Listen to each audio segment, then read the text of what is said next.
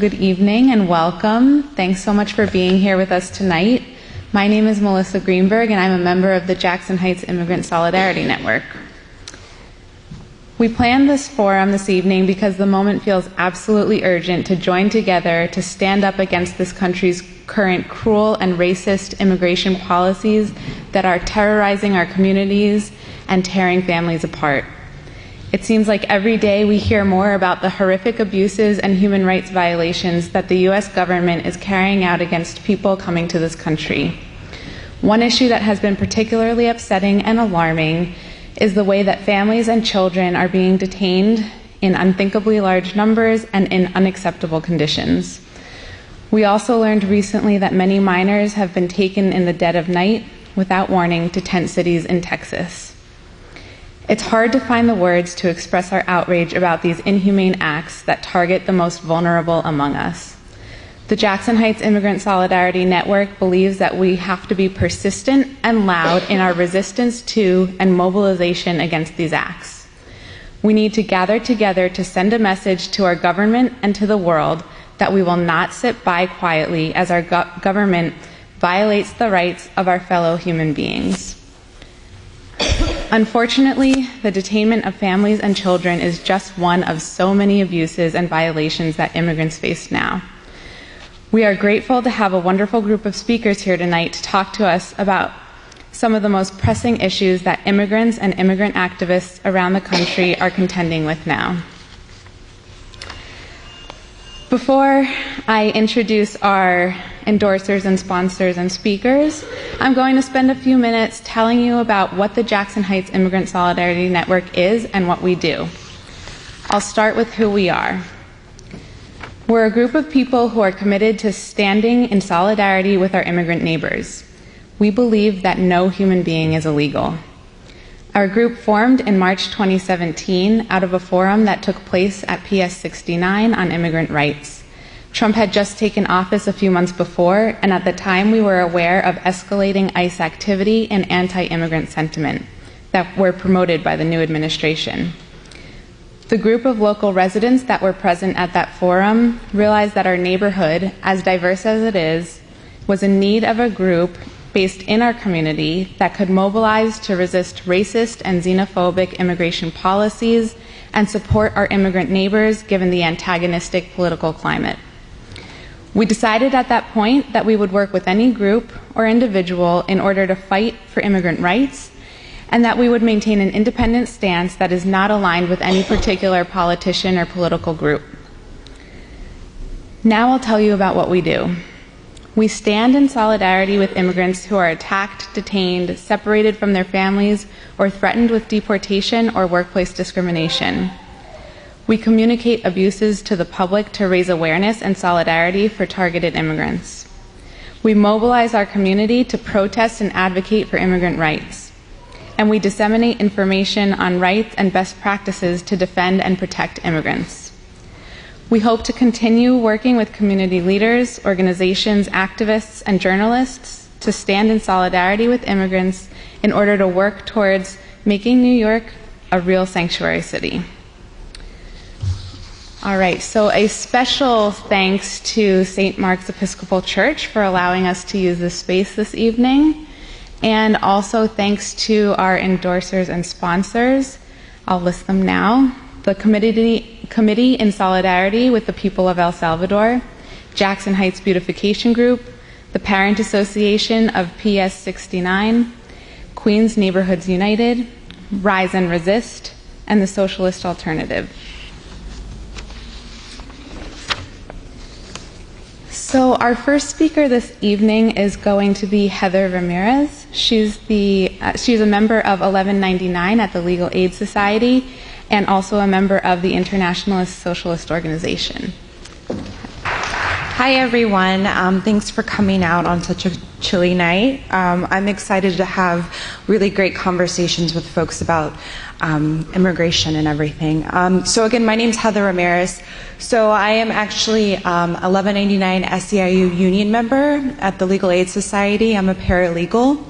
and I'm also a member of the International Socialist Organization. So I'm just going to speak to you about some of the work that I've been doing as a union member in particular, because again, it's one of those things that when we look at immigration, we also have to realize, like, immigrants are also workers as well, and they're very diverse, and people don't live like single issue lives, right? So I think that's really important to take into account. So some of the work that I've been involved in as a union member has been initiatives around ICE out the courts. So we have a number of clients who've been afraid of actually appearing for court hearings, whether it be filing an order of protection against an abuser, or showing up to court for like a traffic violation, or just whatever it is. ICE has been basically outside of the courthouses. So some of the things that have been happening are public defenders and the criminal practice of illegal aid. They've actually done walkouts and protest of the ICE being in the courts. And there's been a number of rallies that have taken place. Just recently, the Democratic Socialists of America, they've been doing a lot of door knocking and gathering petitions. I think they had over 3,000 petitions signed by people demanding that ICE not be allowed on the courts. And they actually had an action where they delivered them to the Chief Justice in New York, who has the authority to be able to not allow ICE in the courts. And so one of the things that we've done, and this is through our own union workers, right? It's through paralegals, attorneys, and I think that's really important, right? Because we recognize that we have coworkers who are also affected, right? Who are on DACA, TPS, and we also have our clients as well. And some of the other things that we've been doing have been around just some more union stuff. There's been fights by Teamsters in order to make a sanctuary union, so that's also resolutions have been passed. Basically that means that the union will not collaborate with ICE or let people just basically know your rights in the workplace and not working with ICE. And I also, another legal aid worker for Mobilization for Justice.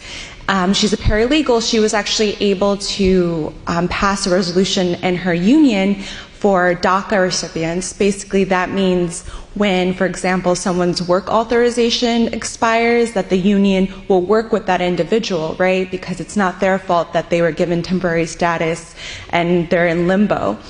So some of that is severance, some of that is just they'll hold their job. So there's all these number of things that as workers, as union members, that we feel that we're thinking about doing, and being able to stand in solidarity, right? That's really important. And then a case that we actually organized around, we actually worked, it's a pretty famous case if you're in New York City, if you were in New York City and you watched the news, you probably heard about it. It was the Pablo Villavicencio case. He was a pizza delivery guy that was picked up in Brooklyn at the Fort Hamilton military base, and he was there to deliver a pizza, and he used his NYC ID, right? And I know hopefully this, we can talk a little bit about this, because Pablo isn't the first person who has been detained by ICE for using the NYC ID. And the way it was actually rolled out to people was that it would be a way for immigrants, especially people who don't have status, to be able to access the library, be able to open certain bank accounts or certain accounts, pick up their children from school without someone knowing their status, right? And they rolled it out. So there's been some issues with that, and there's current campaigns. I know Make the Road, they've been trying to push driver's license for all. There's a number of people who've been doing that work. So I would definitely look into that. And one of the things that we did is there's a community organization that was in the neighborhood that Pablo was picked up called Bay Ridge for Social Justice. And they're just a local community group. They're very similar to the Jackson Heights Immigrant Solidarity Network. They do a lot of, basically to be able to, they're located in Bay Ridge, and so they just want to be able to focus around a lot of issues that have been happening in Bay Ridge. And they end up doing a protest at the military base after Pablo was detained, and basically reached out to a lot of council members, and there was all this actions that were happening and public media that Pablo received, and throughout that process, I came to find out, along with some other union members, that the Legal Aid Society, our immigration unit, was actually representing Pablo. And so we were thinking, like, what are ways that we can actually organize around his case to, like, stop his deportation, especially, like, as union members. Like I said, Pablo was picked up out where he was doing his job, right? And also we have people who are on DACA, TPS, like, this affects our communities.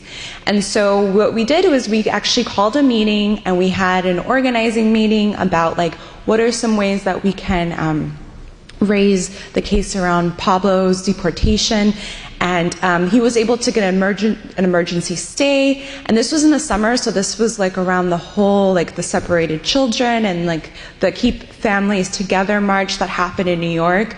So that was also a really great opportunity to be able to talk to people about how, because right now when we're talking about families being separated, right, at the border, we also have to recognize how they're also being separated, in different ways as well, right? Of, like, people being detained in ICE detention centers, and just, like, historically how people have had to leave their home to find, like, to find jobs and work. So that was something that was a really great initiative. We were able to, like, reach out to folks. We had organizing meetings, and again, we came together as people from all different groups and trying to figure out the best way. A lot of it was just, like, doing, like, a rally. We had a rally, and then for Pablo's court case, his final hearing, we were actually able to pack the courthouse, which was really great, and when there was an overflow room, and it was, like, one of those things where it's like the attention was on that judge, right, to be able to make a decision that was just. And he even said himself, I think one of the quotes was, like, about how he was there and he was just like, this doesn't make sense. Because Pablo, like, he has family here, he's married, like, a citizen wife, 2 citizen children. So again, it's one of those things where he just didn't understand, like, why ICE is focusing on detaining this man. And so he was actually able to win his case, and he's applying for his green card. He's, like, awaiting that. So I think that's a really great win, and I think it also just shows the importance of being able to organize collectively, especially around deportation cases, right? Because it seems like, and also to recognize that people, they don't have to be, like, this, like, model, like, because I think something that comes up again and again is this idea of, like, a model immigrant, and, like, they have to do all these things to be able to receive the same media attention, right? And I think it's really good to push back against that. I'm like, no, people deserve to be with their families, and they deserve to stay here. So I'm gonna just, like, wrap up. Again, that was some of the work that we've been doing, and I really encourage people to talk to people tonight and figure out ways that, as communities we can work together, whether it be around a deportation case or a campaign demanding that contracts in with ICE, whatever it may be. I think especially now, it's even now more than ever, I think it's really important to, like, reach out to people and figure out ideas and strategize around these issues. Thank you.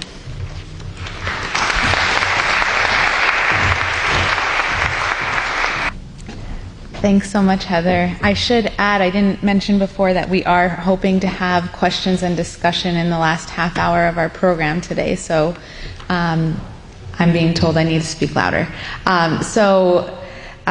We do hope to be able to pick up on some of the things that you brought up. Thanks again. Our next speaker will be Afaz Nasher, the Executive Director of the Council on American-Islamic Relations.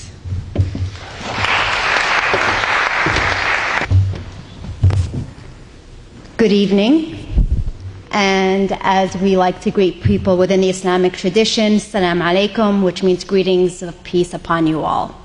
My name is Afaz Nasher. I'm an attorney and the executive director for CAIR New York. That's CAIR. It stands for the Council on American Islamic Relations. We're the New York chapter of a national civil rights organization. We do all kinds of civil rights and discriminatory matters, and that involves everything from hate crimes in the streets to immigration policies that are discriminatory, to religious-based bullying in schools, to work discrimination.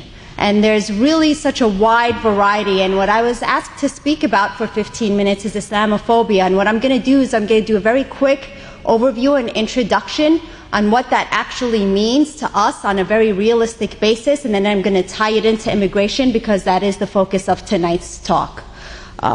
So in respect for your time, let me check my time. So Islamophobia is often defined as a fear of an irrational fear of Muslims and Islam. And that's easy enough to understand, but I'd like to add another component to that. And that other component is that it's not just an irrational fear, not the way that it's actually realized and implemented. It is actually goes beyond that, in the sense that it's not just an irrational fear, but one that implements and is a catalyst for bigotry and discriminatory acts, right? So that's the difference. And how are we seeing Islamophobia being played out? I mentioned some of it because that is some of the work that we do. So very quick facts. When I talk about religious-based bullying based on religion, Islamophobia, generally speaking, the Department of Education nationally tells us that about 12.5% of all students are bullied for all kinds of terrible reasons, which is terrible in and of itself, right? Whether you're not wearing the right shoes, or you have glasses, or you're smart, or whatever the reason is, it's pretty horrendous. But then what we see as Muslims is that double the national average, 24% of Muslims say they are discriminated against at school or bullied specifically because of their religion. So on top of all the other reasons, they are being bullied because of their faith. What does that mean? Realistically, that means that your 11-year-old boy who is coming into school is being called a raghead, Taliban, Osama bin Laden, asked when he's bringing the next bomb into school, as if that's a joke. But it's not a joke, because think about the implications in New York City schools, for example. If a security officer hears that, or a teacher hears that, it becomes a security issue for school. And do you know what that means? That means the security officer reports it to the NYPD because the two are linked. And that means that we have young kids that are being questioned not just by school administration but by law enforcement, and it has happened without a parent present.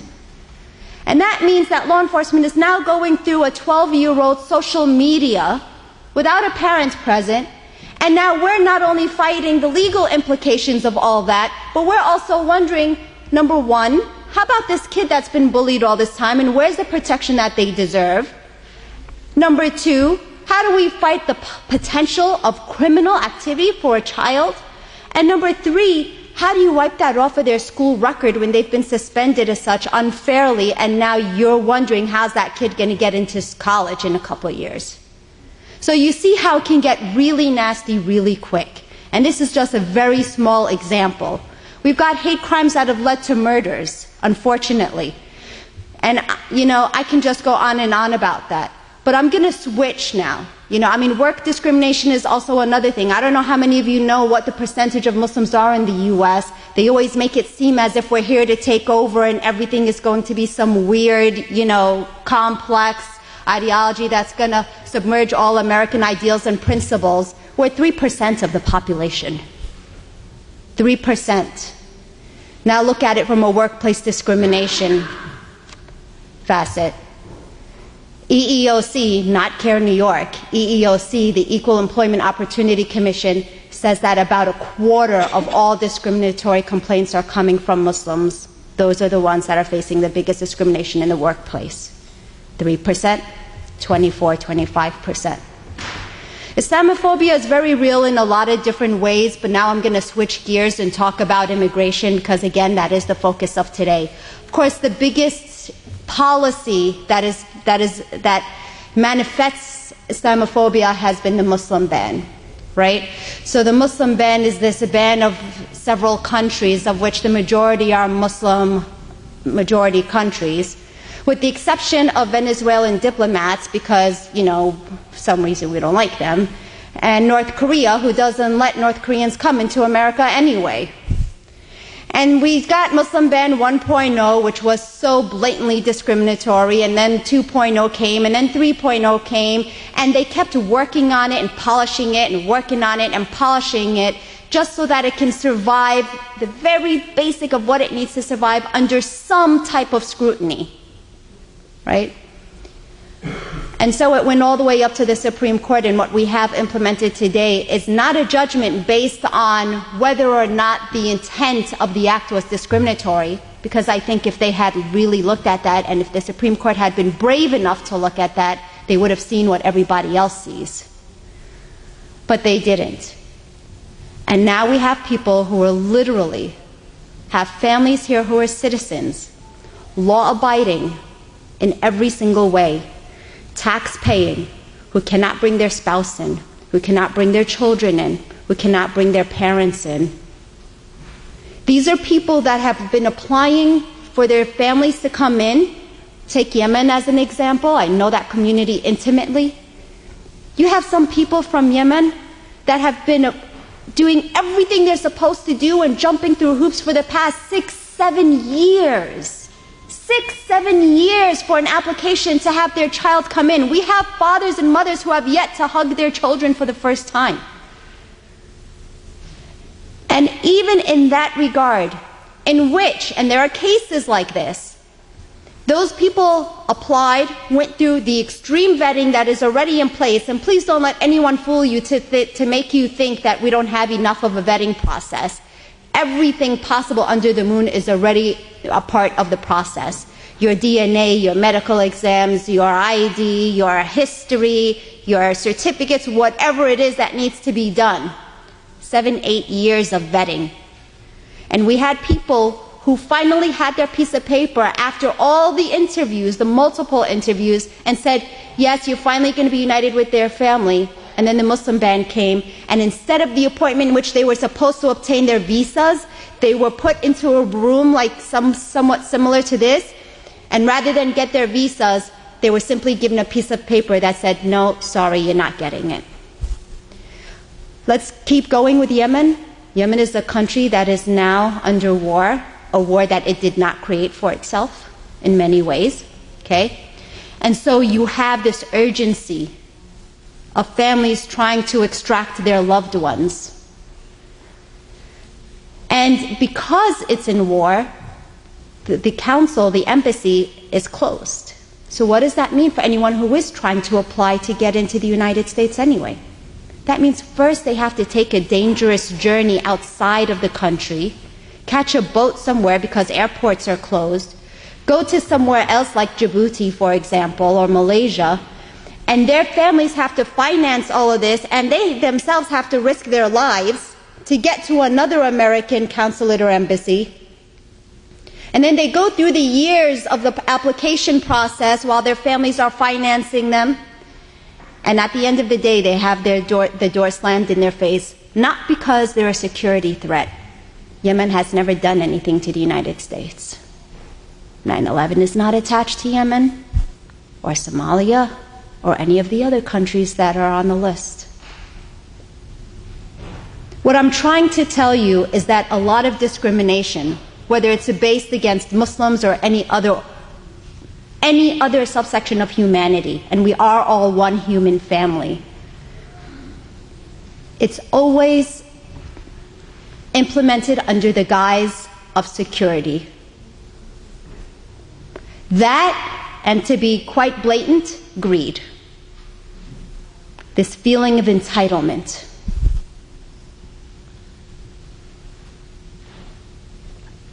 I am a person of faith, and we are in a house of faith.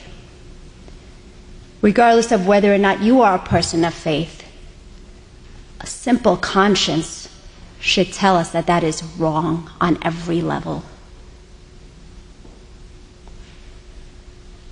But as if that's not enough, one of the things that we are seeing linked to Islamophobia and immigration, right? We always link immigration as immigration, somebody coming in. But let's take it back and even up a notch. As if things couldn't be worse, this administration has now said that they are not content with closing the door on family members of citizens coming in. But now they're also going to investigate files of citizens who have been in this country for 20, 30 years. Have you heard of that one? They are reopening files of U.S. citizens. People who were previously vetted, people who did get interviewed, people who did submit their DNA, and they are reopening files, and it is impacting who do you think? Primarily Muslims and Latinos.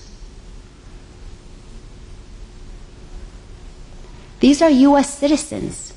We have cases presently before us in which a U.S. citizen's passport is revoked. They go in to renew their passport and it doesn't come back. A letter comes back instead.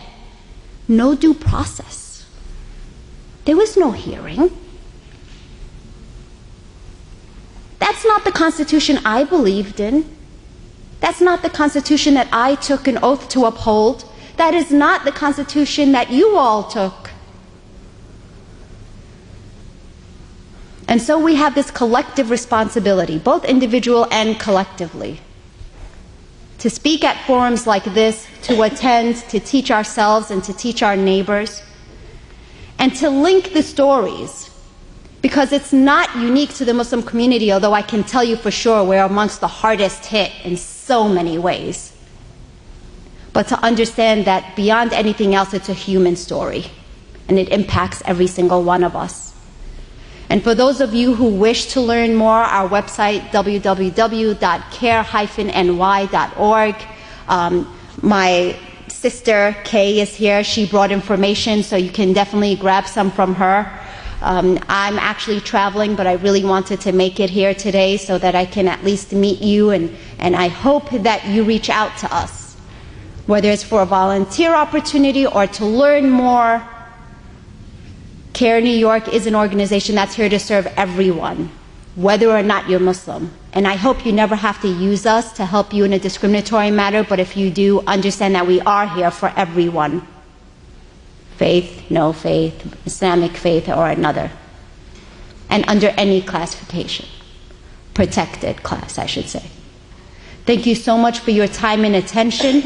This is only a very small glimpse of what it looks like day to day. Hopefully I'll have another opportunity to be here and to speak with you all and to learn from you all as well. Thank you again.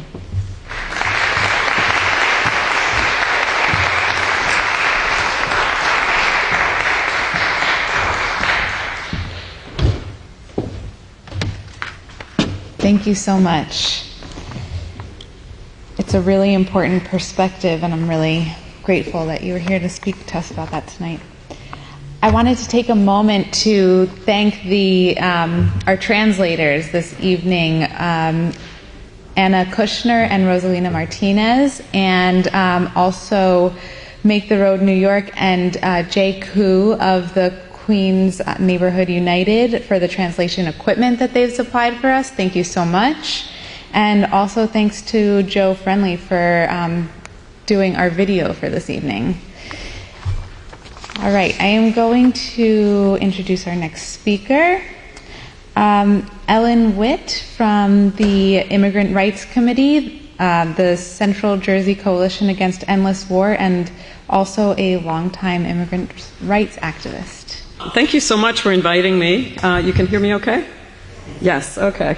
Yes, I've been active in the fight for immigrant rights for many years, but I think the landscape for this fight is now really changing, and that presents both challenges as well as new openings for us. As you all know, following the Trump election, and especially I think after the separation of parents from their children and at the border last spring, a much wider range of people have been introduced to the immigrant detention system in this country, and they have been rightfully outraged and horrified by what the government is doing. including separating family members and holding them in jail, months without charges, months for applying for asylum, and sometimes years while they go through court hearings to establish their basis to remain in this country.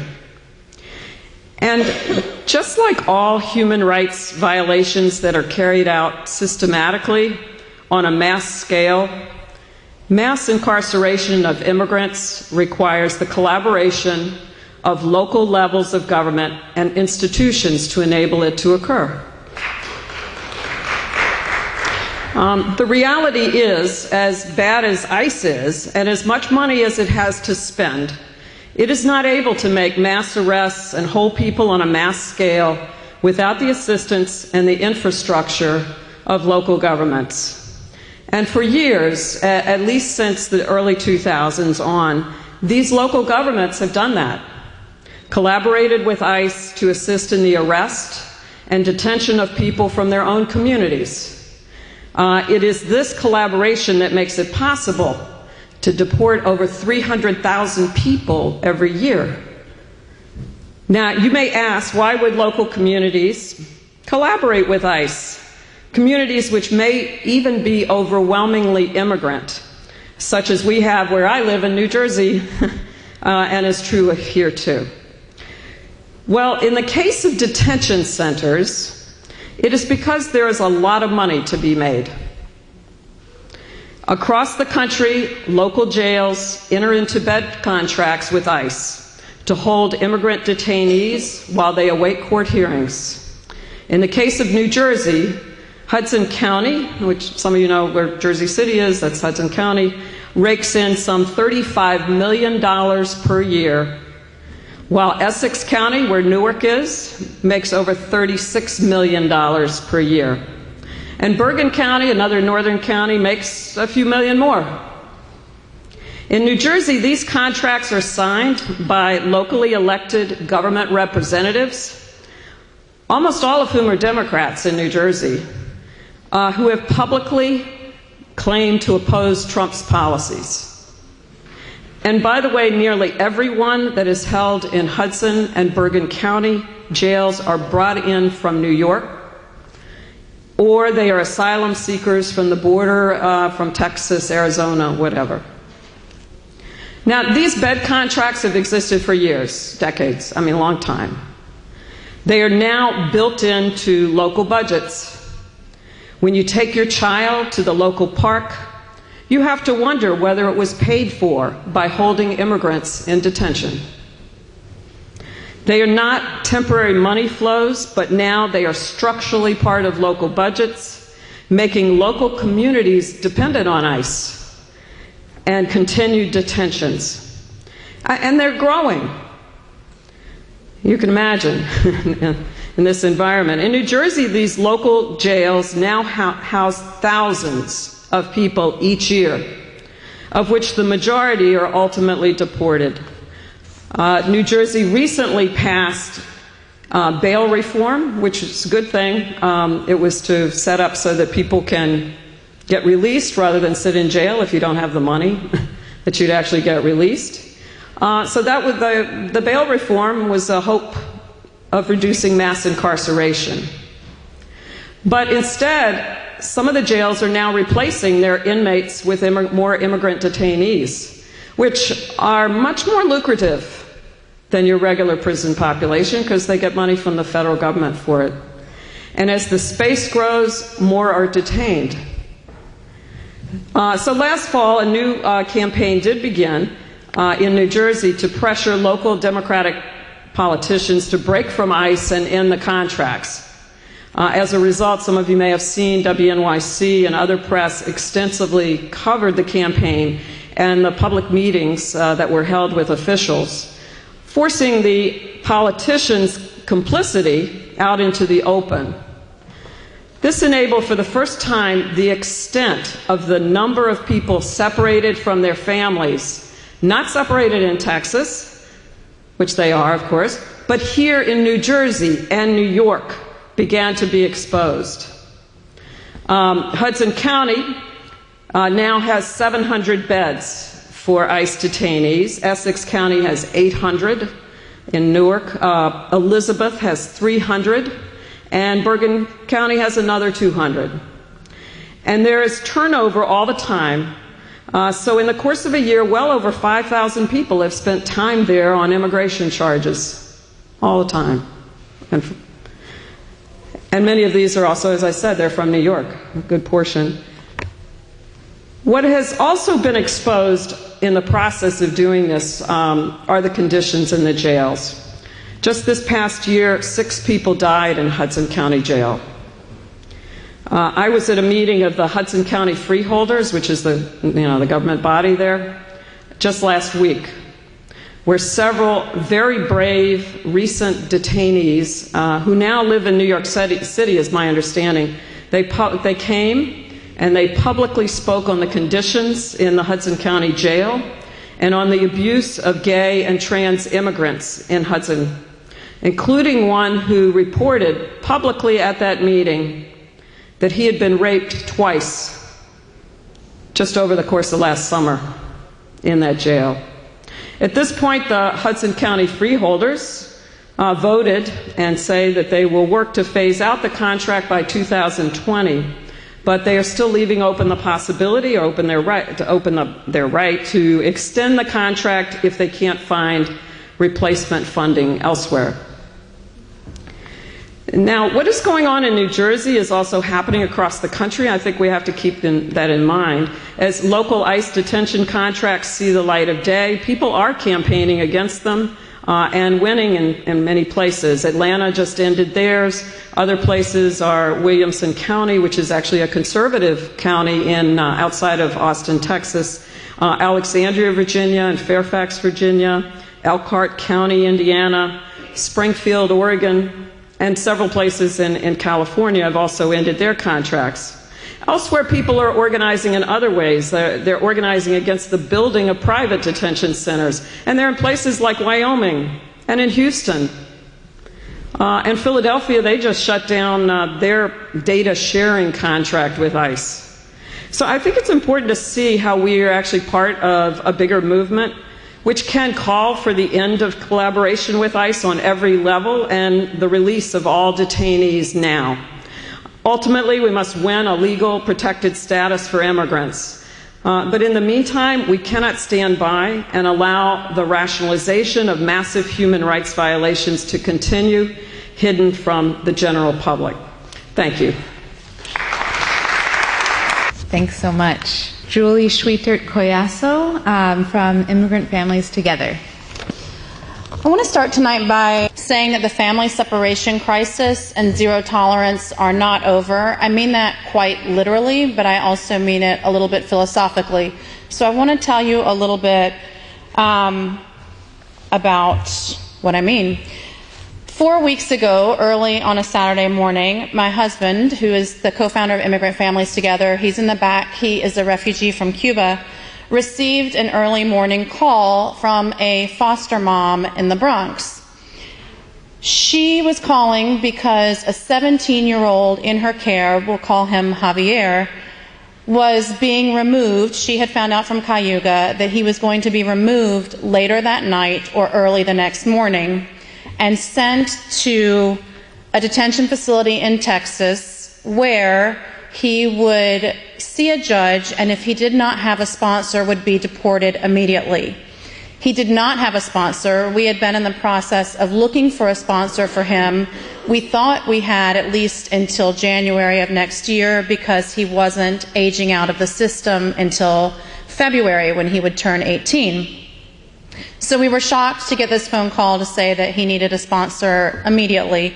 And we rushed up to the Bronx to meet with him, to learn more about his story, and to be with this brave foster mom who was not supposed to contact us, who was not supposed to inform anybody that this child would be removed in the dark of night, exactly as you've heard on the news, put on a plane and sent to Texas to nobody knew where. He came to the United States from Guatemala as an unaccompanied minor, leaving behind his entire family. And he did not have anyone here other than a cousin who had initially said he could probably sponsor him, but later realized because he himself is undocumented, would be unable to fulfill that role, leaving Javier without anybody to potentially sponsor him. So we had fewer than 12 hours to find a sponsor. Within 2, we found a very brave and wonderful couple actually here in Queens who volunteered to be his sponsor parents, his sponsor family. And I think what the lesson for all of us is in that is the importance of showing up, which I'm going to talk about more in a few minutes. The foster mom knew to call us because 2 of the children that she cared for over the summer had been released to their biological mother, who our group, Immigrant Families Together, bonded out in early July. To date, we've raised almost $750,000 and just today bonded out our 49th person, and that's all since the end of June of this year.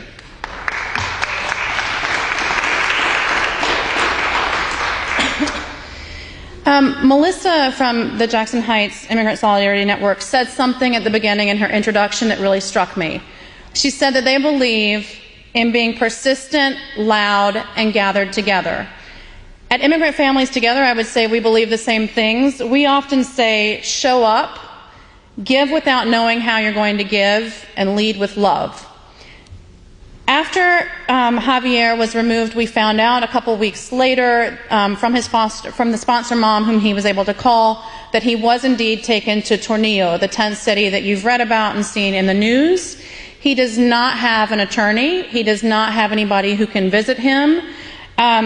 These are places that are deliberately put in isolated, distant areas where it becomes impossible or really, really difficult for people to go visit and to intervene, including attorneys. Immigration attorneys in particular are totally oversubscribed and tapped out. They can't afford, literally and figuratively, to get in a car and drive 2.5 hours to see one client in a tent camp, no matter how much they want to. And so I say this because I think it's really important to underscore the role that we can each play individually in actually showing up. As Ellen was saying, here in the New York and New Jersey area, we have detention facilities. There are organizations that invite volunteers to become part of their network of visitors to detainees. You can write detainees if you're not able to visit. Francisco and I actually get dozens of letters a week from women who are in detention facilities all over this country, moms who have come here from Central America and Mexico, who are desperate to see an attorney, who are desperate to be reminded that they exist, that people outside the walls of those centers know that they are alive and care about them. So what can you do besides showing up and going to these detention centers? We're actually working with a network of faith groups to host an action at Tornillo in November. So if you're interested in that, please get in touch with me. My email is writingjulie, so like writing a letter, Julie, @gmail.com. But Tornillo is actually far away, so if that is too far for you, I would say this. A couple of weeks ago, another event that Jackson Heights Immigrant Solidarity Network hosted involved Alexandria Ocasio-Cortez, who said that one of the best things that you can do is check in on your neighbors. And here in Queens in particular, because of our diversity, many of our neighbors need us to check in with them and to let them know that we're here for them. The other thing that you can do really concretely and tangibly is to go with a recently released parent to a court appointment. We have many people who've been bonded out through our group who we've also come into contact with after the reunification deadline that we've picked up as families that we're also assisting, who need somebody to go with them to court appointments. With all of the people who've had somebody who have gone with them to a court appointment, none of those people have been deported. Your showing up really does matter. And so I think it's just important to remind people that your presence is crucial, and you can actually make a difference in this community and in this issue at many different levels. So thank you so much for being here tonight and for caring and for continuing to be involved in this issue.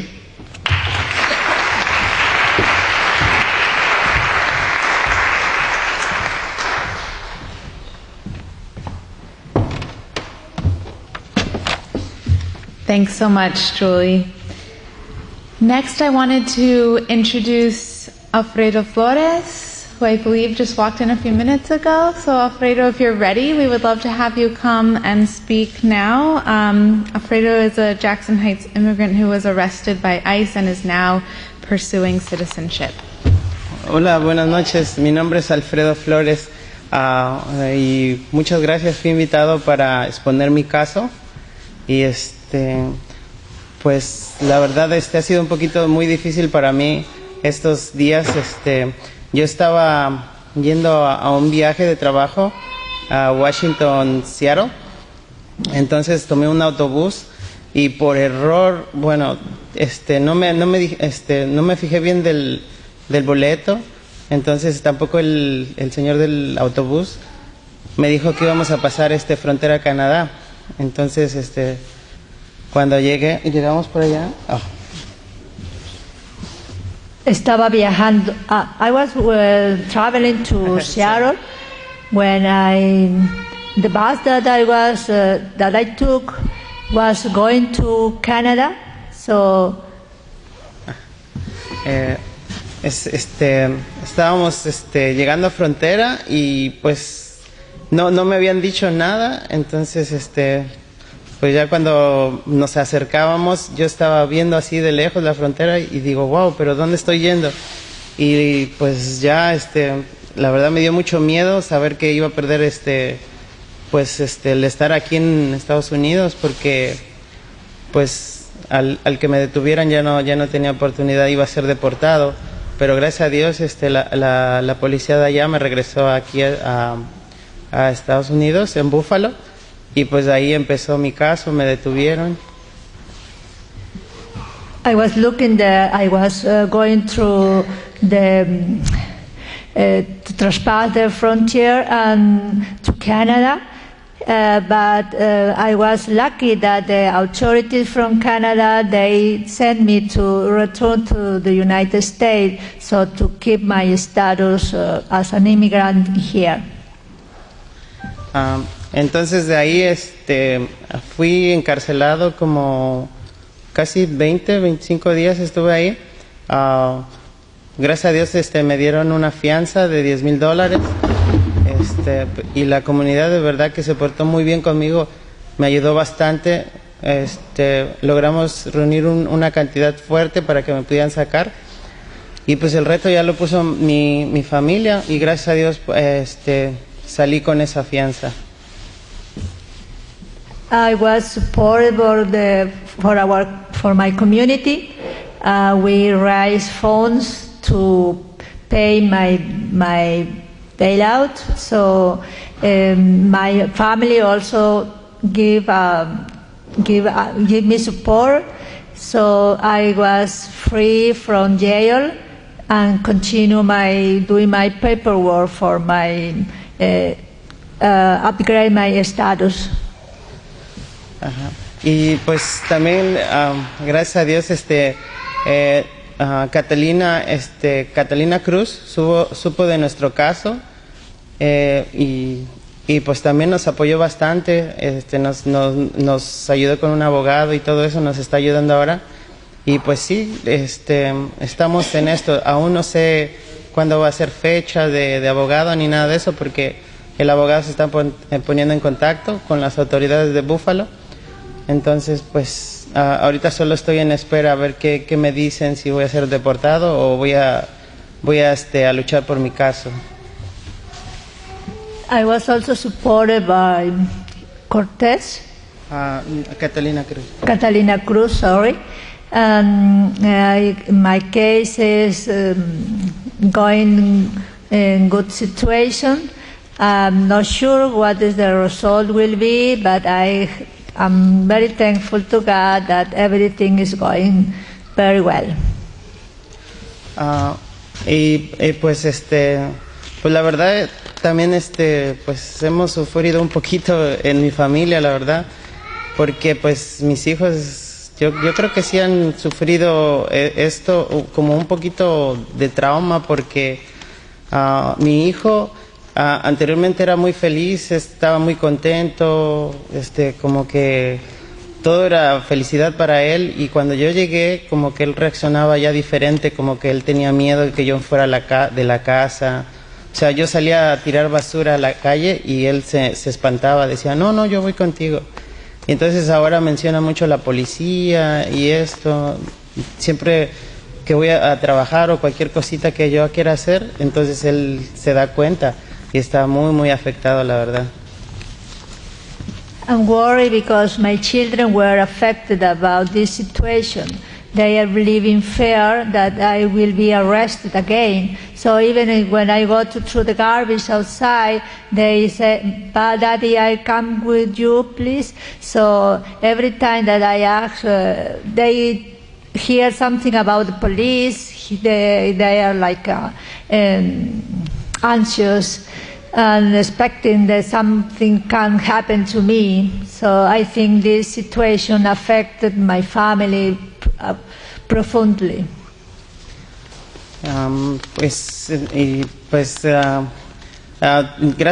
Gracias a Dios también me están ayudando, y tuve que meter a mi hijo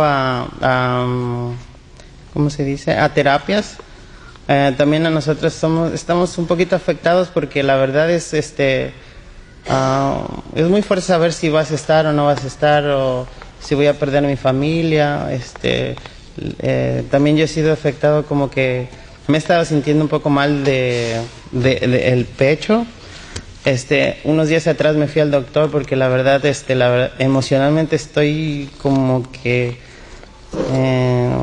afectado bastante, porque pues no quisiera dejar a mis hijos, la verdad. Emocionalmente estoy un poquito deshecho con eso. Estamos luchando para ver mi caso, y gracias a Dios la comunidad se está portando muy, muy bien con nosotros, y pues espero que todo se arregle. I am also feeling the effect of this situation. I feel anxiety, some fear, and I have to go to for help to psychologist. Yes, he went to a psychologist because he is not. He doesn't feel secure that he will continue to be here with his children. Does bother him a lot and change his mood.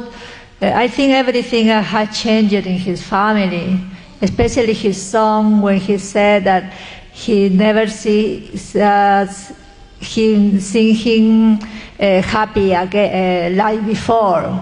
He's now more a little blue, something like that. Y sí, pues como les digo, yo espero que se haga algo por mi caso. Espero se arregle todo y que todo salga bien para estar de vuelta con mi familia. La verdad que nunca me esperé esto. A mí, pues, en lo personal me gusta trabajar mucho, demostrar que soy un inmigrante, que vengo a ofrecer mi trabajo limpiamente y hacer todo lo que yo pueda para que se vea que los hispanos venimos a trabajar, venimos a mejorar nuestra comunidad en México, como sea. Y entonces, pues espero que mi caso tenga una buena respuesta, y pues la verdad que la comunidad, yo creo que sí voy a sacar un buen resultado, porque son muy, muy humanitarios aquí en esta colonia, la verdad. I am very thankful to my community because all my neighbors are supportive to me, and I hope that everything will resolve in positively for me. So I am very thankful again. I'm very happy that they get all this support. Sí, y pues la verdad quisiera agradecer a todos por estar aquí y por haberme invitado, y pues lo que vaya sucediendo con mi caso, yo voy comunicando para saber si me puedo quedar en este país o qué pasa.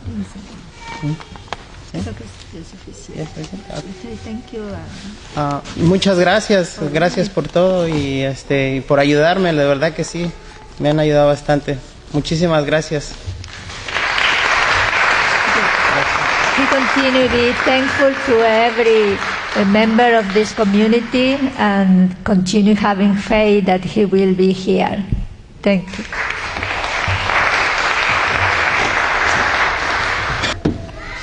Thank you so much, Alfredo, for sharing your story, and thank you also to Rosalinda for translating for us.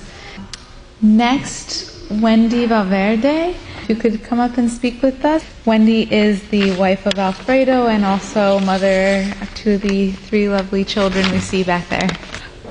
Bueno, primero quiero empezar agradeciendo a todos que estén esta noche apoyándonos. La verdad no soy muy buena hablando, pero estoy acá porque quiero hacerles saber a la comunidad que no solamente ustedes son un apoyo para nosotros, pero que también nosotros queremos ser un apoyo para ustedes, todos los que están de este lado tratando de apoyar a una causa. Somos un grupo que tenemos que mantenernos juntos y realmente han mostrado mucho apoyo en cuanto al caso que ha sucedido a mi familia con mi esposo. No es una situación fácil, es una situación demasiado incertante cuando hay un hogar que mantener de por medio, niños, hay un pan que llevar a la mesa. Es muy difícil no saber qué puede pasar mañana. Hi, I'm not that great at public speaking, but I really wanted to come tonight to really appreciate everything that this community has done for me. It has been very, very difficult, especially when you have small children and you have to keep your house running. No matter what's going on, it's very upsetting, but you need to keep going, and I wouldn't have been able to do that without all of you and your support. So I'm here to appreciate that, but also to tell you that we're here for you. Entonces, quiero reiterar nuevamente las gracias. Como les decía, es una situación muy difícil no saber qué puede pasar mañana.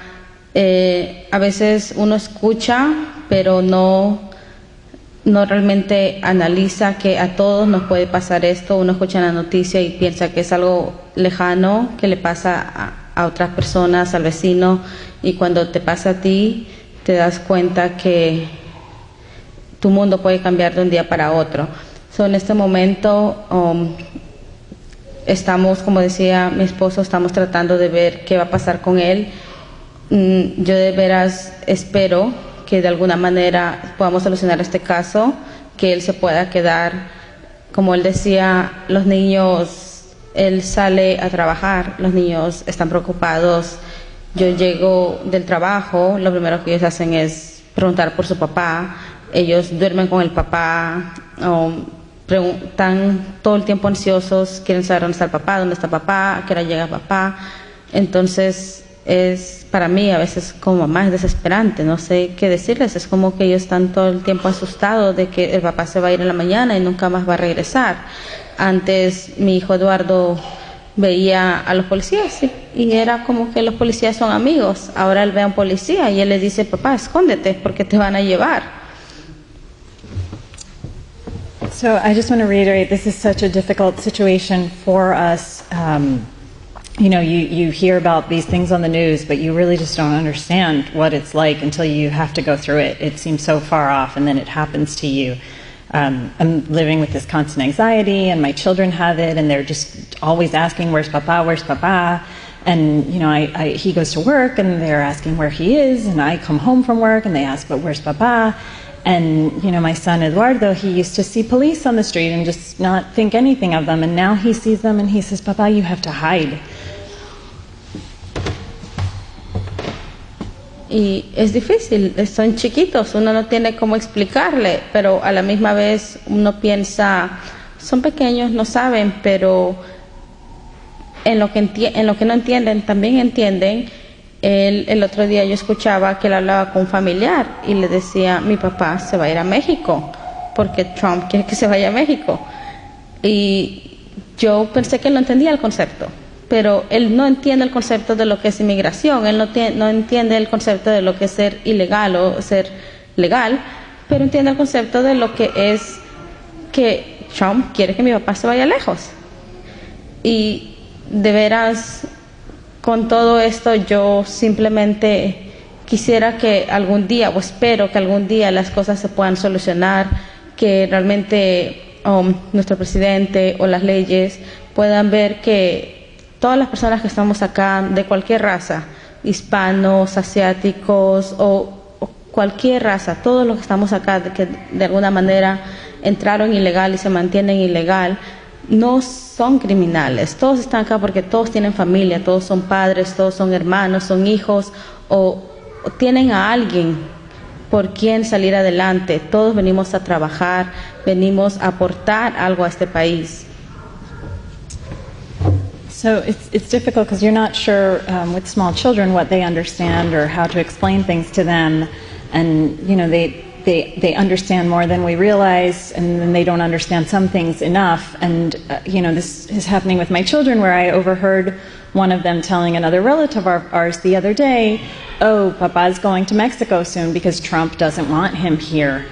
And it just really made me stop, because he doesn't understand things about immigration or who's here legally or illegally, but he understands that Trump does not want his father here, and he wants his father in Mexico. And I'm just hoping for the day where the laws in this country change, where we have a president who understands it doesn't matter what race you are, Hispanic, Asian, whatever, we're all just here, you know, to get ahead. It doesn't matter if we came in illegally. We're just, you know, we're all somebody's father, somebody's brother, somebody's mother, somebody's sister, and we all just want what's best for our families and to work hard, and we're not criminals.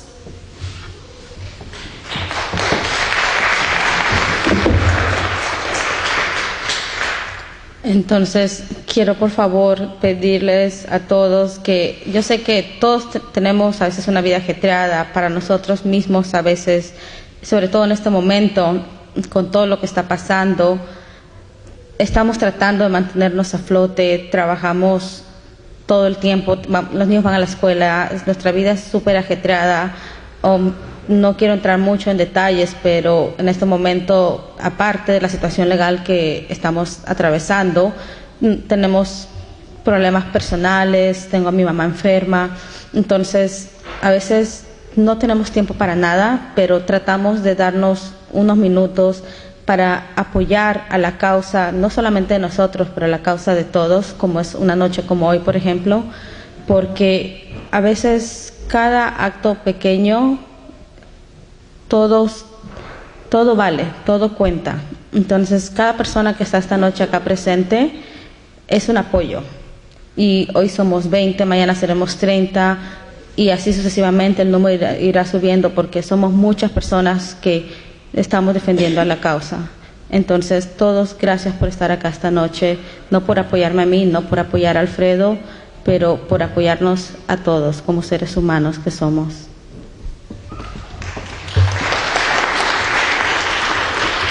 And I know that we all have a lot going on. We all have families, we all have work, we all have many things. I mean, even in our family, besides everything that we've been going through with this case, you know, I've also had my mother who's very sick, and we've just had some personal problems, and it's really hard to find the time to get outside of that. But I just want to reiterate that every small act counts.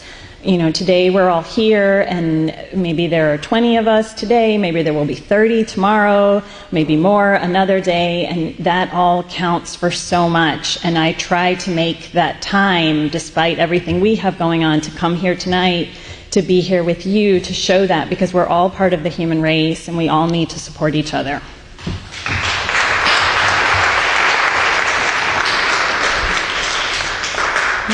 Y nuevamente quiero agradecer a todos. Hay muchas personas que están acá, y si las empiezo a nombrar una por una, se va a hacer larga la noche, pero gracias de veras a las personas que nos invitaron, a las personas que estuvieron desde el primer día con mi esposo, a las personas que siguen llamando, que siguen texteando, que están pendientes de nuestro caso. Nuevamente, gracias.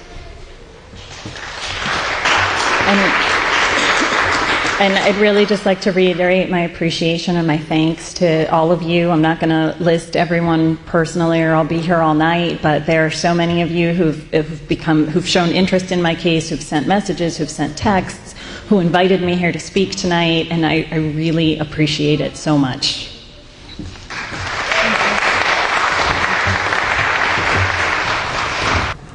Thanks very much, Wendy, and thanks to Anna for translating.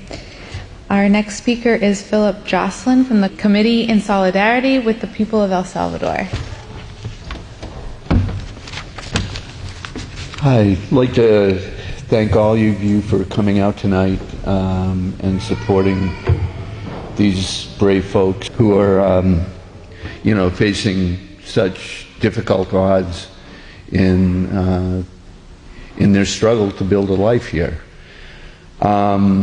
I came here tonight to talk not so much about, a little bit about the struggle of immigrants, but also about why do people come here?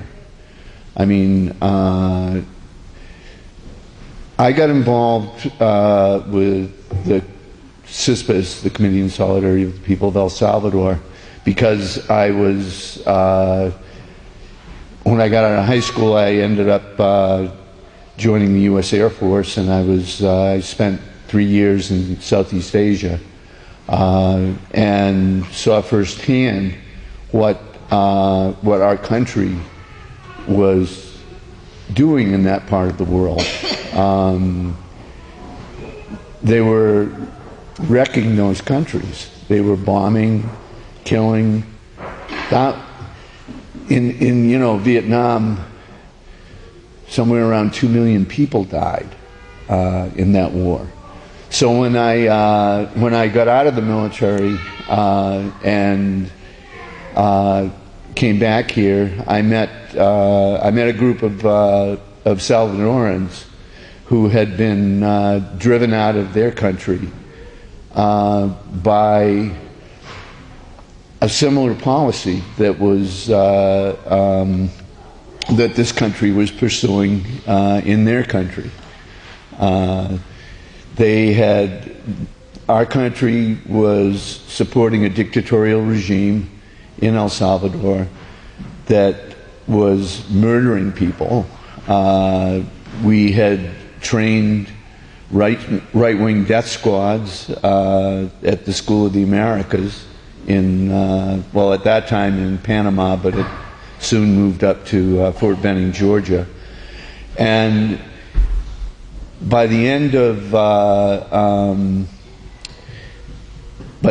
war and by the end of the 1990s, and the wreckage that war created, something like 1.5 million Salvadorans had been forced to flee their country, and they came here. So they came here to survive, and this is something that we have to recognize, that our country is following a policy of militarization that is making it impossible for people to survive in their own countries. This summer, I was fortunate enough to travel through Honduras. I went on a delegation with Witness for Peace, which is another great organization that got started during the war in Central America to try to stop our country's Contra war against the Nicaraguans. I had never really been to Honduras. I had spent a lot of time going back and forth to El Salvador, both during the war and after the war. But I was curious as to, the largest number of people from Central America now are coming from Honduras, and why is that?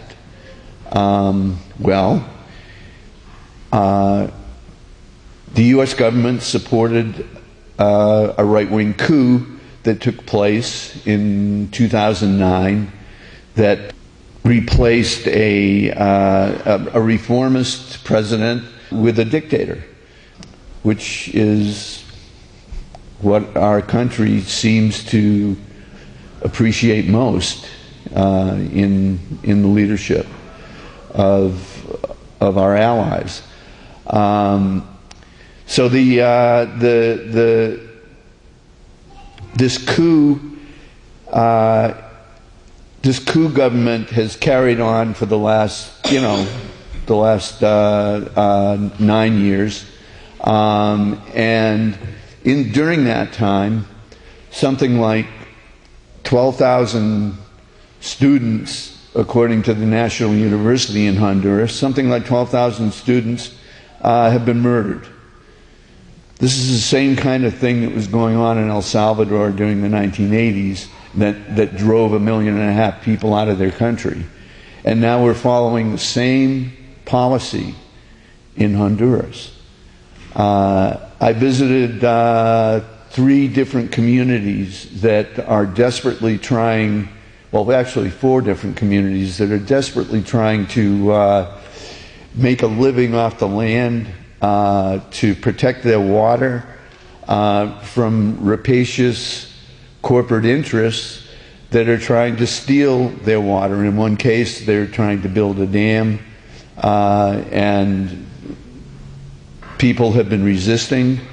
A number of people have been killed. The leader of that struggle, a woman named Berta Cáceres, was murdered 2 years ago. She had led the battle against that dam, and the military and the corporate interests, their hired thugs, had murdered her. So there's a continuance of this kind of policy that is driving people out of their own countries. I think we need to take a long, hard look at what our government's doing, why our government is following these kinds of murderous policies, and why every time there is any kind of movement towards building a better society in those countries, we see military action, and we're seeing it all over the world. I mean, I saw it in Southeast Asia, I saw it in Central America, we're now seeing it in Yemen. We're destroying places in order to maintain control of the resources of those areas. And it's not maintaining control for the resources for you and me, it's maintaining control for corporate resources so that they can make profit. So anyway, what can we do? Well, we've got to change our government's policy. We have got to begin to change the way we live in the world. We can see what's going on with the climate. This kind of a system is not going to be sustainable, and we're looking at not just the death of people in Central America, but the death of the planet. And so, I also work with the School of the Americas Watch, which is another group that's been sending people down to do vigils at the for many years down in Fort Benning, Georgia, which where they trained many of the death squads that that operated in Central America. In the last 2 years, we've changed our focus to do a vigil, we're still doing a small vigil at Fort Benning, but we're also now going to the border.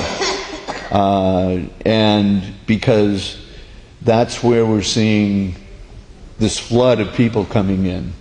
And we need to tear down those walls, and we need to change the way we deal with migrants. We need to welcome refugees, not put them into camps, put children into camps. So this November, next month, November 16th, 17th, and 18th, we're going to be taking people to the border in Nogales, Arizona, and Nogales, Sonora. On the 16th, we'll be doing a vigil at the Eloy Detention Center in Eloy, Arizona, which is close to Tucson, between Tucson and Phoenix. And then we're going down to the border itself, and we march people across the border into Mexico and hold workshops on what's going on there and call for an end to border imperialism and an end to the walls.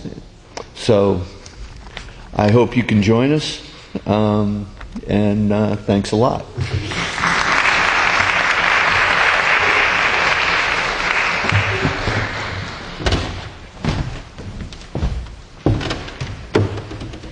Carol Scott is here from the New Sanctuary Coalition. Thanks.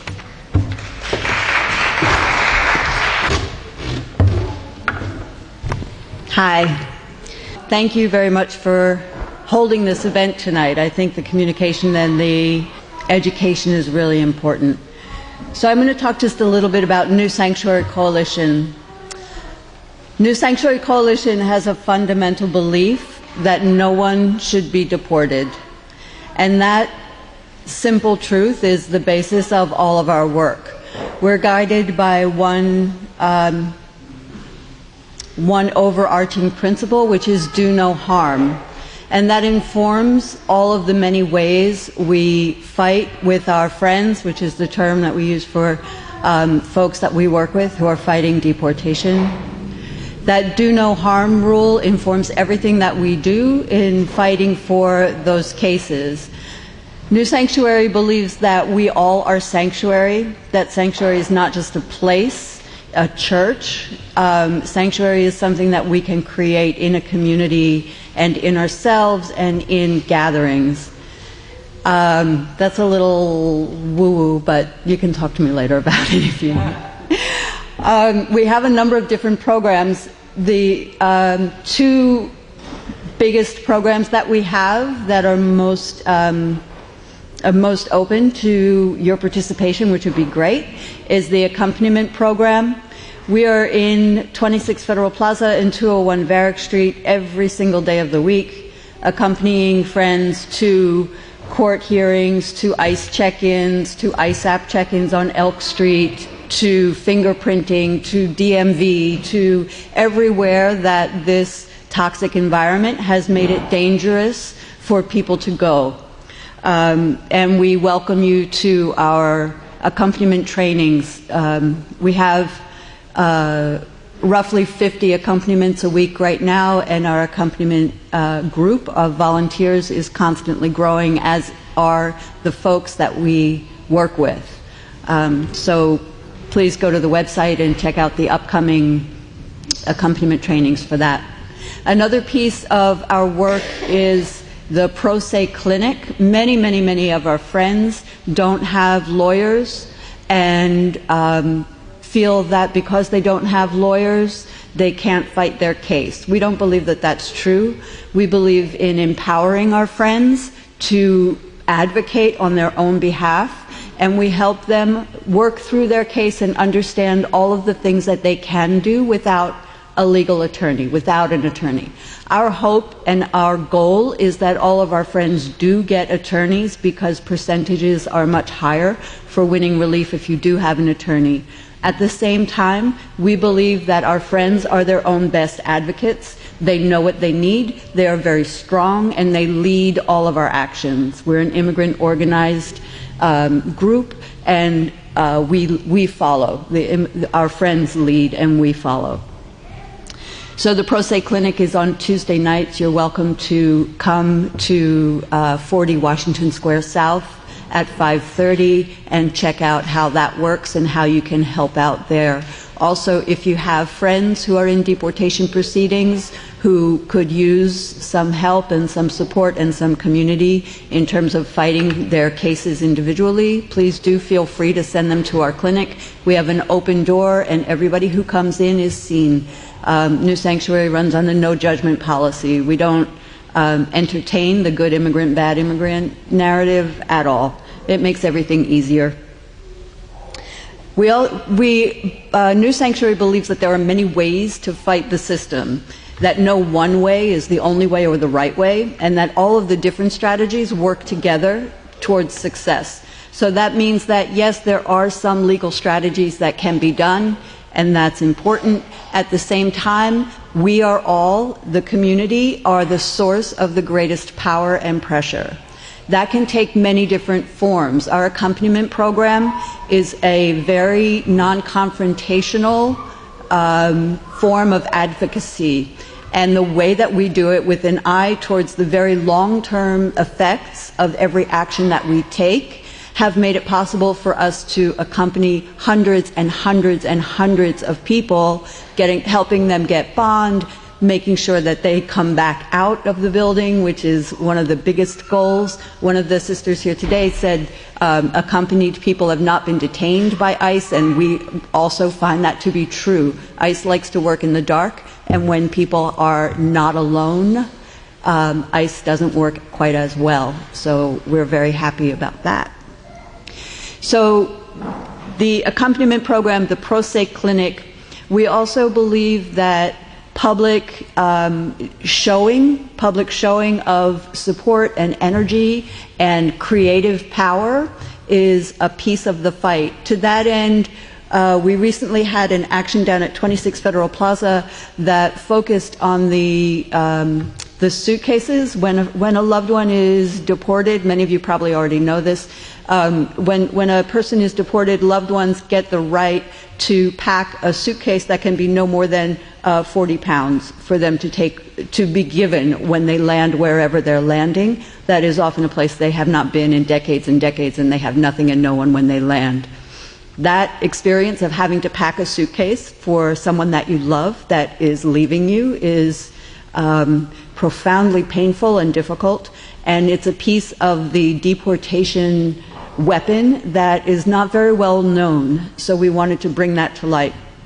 So we had a big event down at 26 Federal Plaza with an altar and teach-ins, and out of that came our popular education series. We think that you can't abolish ICE until you understand how it's working, that knowing, as people have mentioned tonight, who benefits from this machinery. So we organized a series of popular education trainings, one around exactly that, who's benefiting from the deportation machine, and the others around the 1996 immigration laws, which went a long way towards laying the foundation for this nightmare that we have right now. We believe that education is really important. We have an upcoming event happening on October 29th. No, I'm sorry, October 29th is Ravi's First Amendment appeal oral arguments.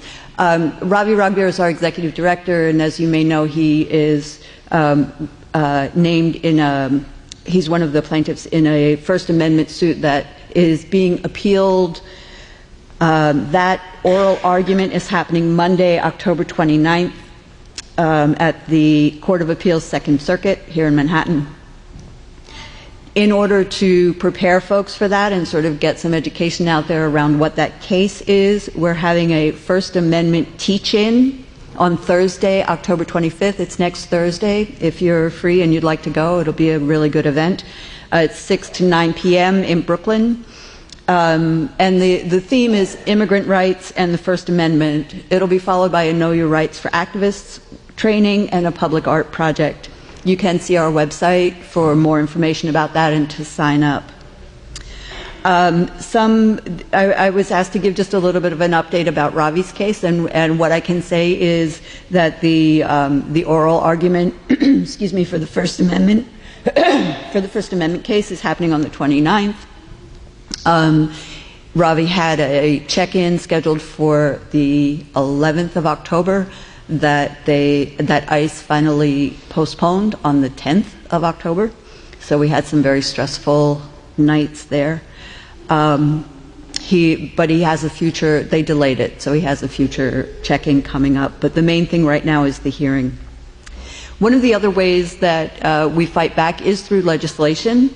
The separation of families is absolutely still ongoing and still horrific.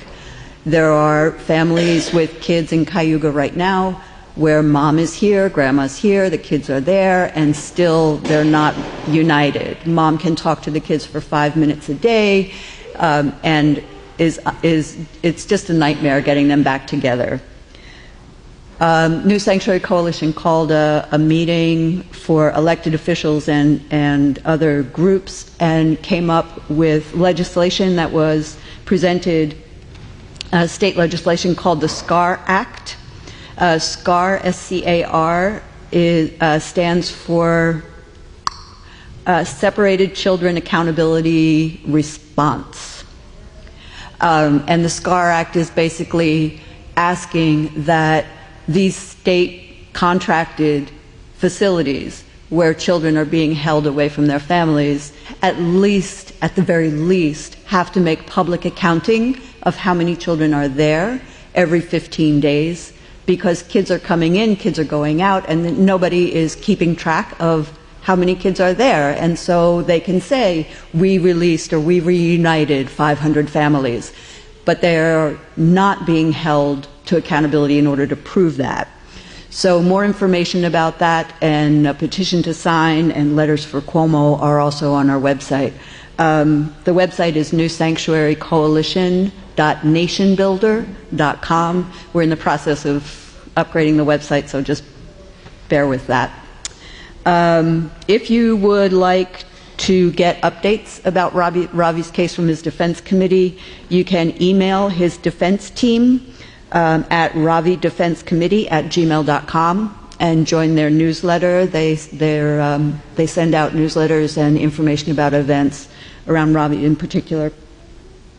But New Sanctuary works with lots and lots of people. There are over 100 people every Tuesday at our Pro Se clinic, over 300 volunteers.